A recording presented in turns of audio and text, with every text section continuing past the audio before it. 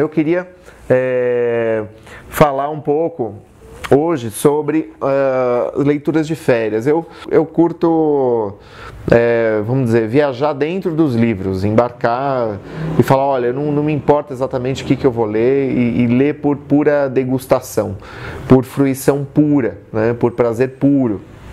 E eu escolhi aqui, fiz uma seleção de 3 livros, na verdade esse é um outro livro que não tem a ver.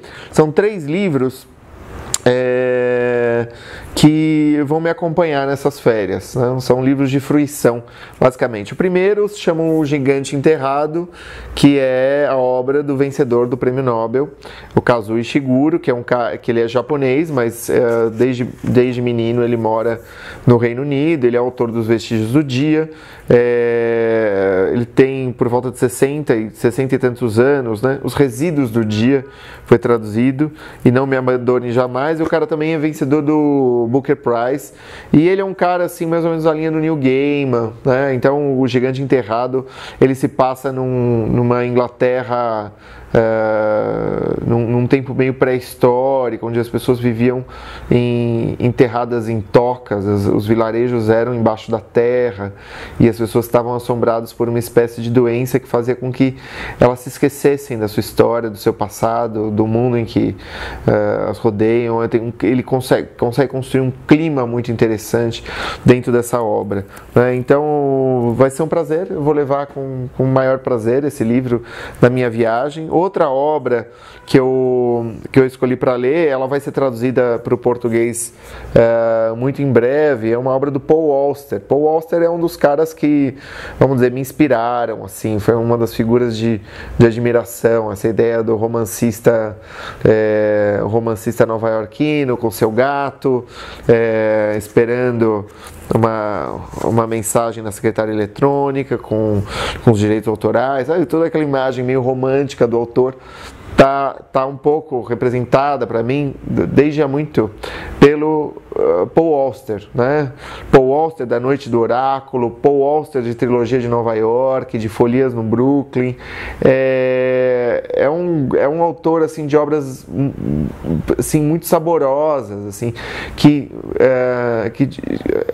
de alguma maneira vão um pouco para a literatura fantástica, para uma literatura meio misteriosa, para o romance policial e às vezes para as artes plásticas, não é? Ele é casado com a Sirius Ved, que é outra escritora, que tem um livro fantástico chamado O Que Eu Amava, que é assim, maravilhoso. A Siri veio para o Brasil, para a Flip, alguns anos, né?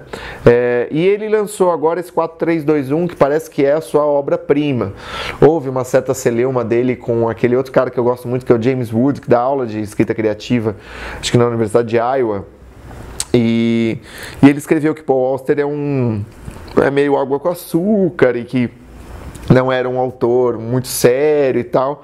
E, enfim, e aqui parece que o Paul Auster, de alguma maneira, quase que escreve um livro para desmentir esse preconceito, né, que lançaram sobre o cara. Ele é uma leitura mais acessível, embora eu não saiba como é o 4321. Eu acho que nunca vi um livro tão grande que ele tenha escrito. É um bitelão, livro que para em pé, ó. Não talvez no braço de um sofá, mas ele para em pé. Tem 1000 páginas e vai ser o bitelão que eu vou levar na minha viagem. Em terceiro lugar, é um livro de uma editora nova aqui no Brasil, uma editora muito promissora, chamada Todavia.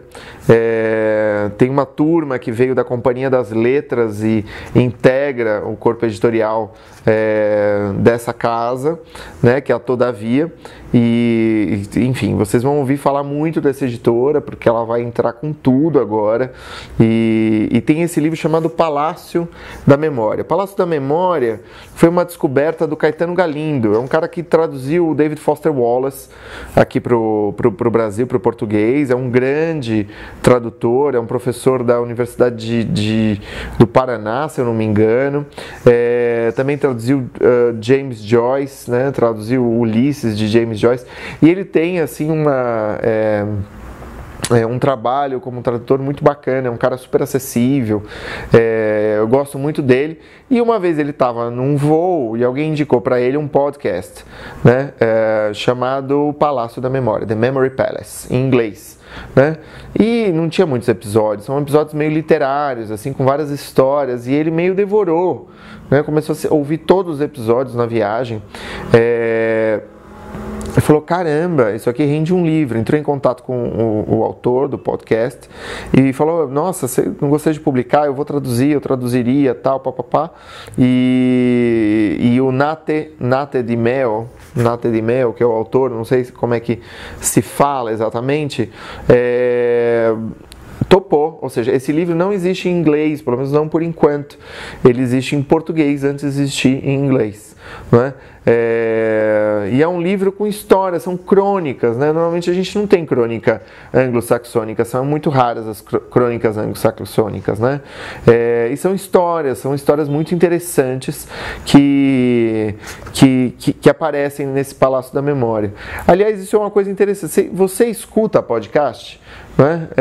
O podcast é uma espécie de rádio que a gente escuta, né? Rádios gravadas, programas gravados. Tem muita coisa em inglês, tem alguma coisa em português. Eu queria perguntar para você se você escuta podcast e se você escuta algum que você gostaria de me indicar. Escreve, responde ao e-mail que eu te enviei, né, só com a mensagem, o nome do podcast que você escuta, se você tem algum hábito ou se você é um canal que te incomoda um pouco. Mas esse aqui rendeu um livro, e é um livro muito bacana. Eu li algumas das crônicas e fiquei muito entusiasmada. Tem a história do leão, da MGM, né, dos estúdios, tem as histórias de uns pássaros migratórios que foram sendo dizimados ao longo dos últimos anos. Ele vai acompanhando os registros. São textos primorosos que mostram, né, a possibilidade, por exemplo, de fazer uma transmissão, contar uma história em áudio para ser escutada pelas pessoas. Isso é muito bonito, né? Você vê como as possibilidades são muitas, né? E a gente tem muito a explorar ainda. Então, é isso aí, eu espero que você tenha curtido. Não esquece de assinar o canal. Se você não assinou o canal, escritacriativa.net.br, e não deixe de curtir o vídeo aqui embaixo, tá bom? Um grande abraço para vocês e até a próxima semana. Tchau!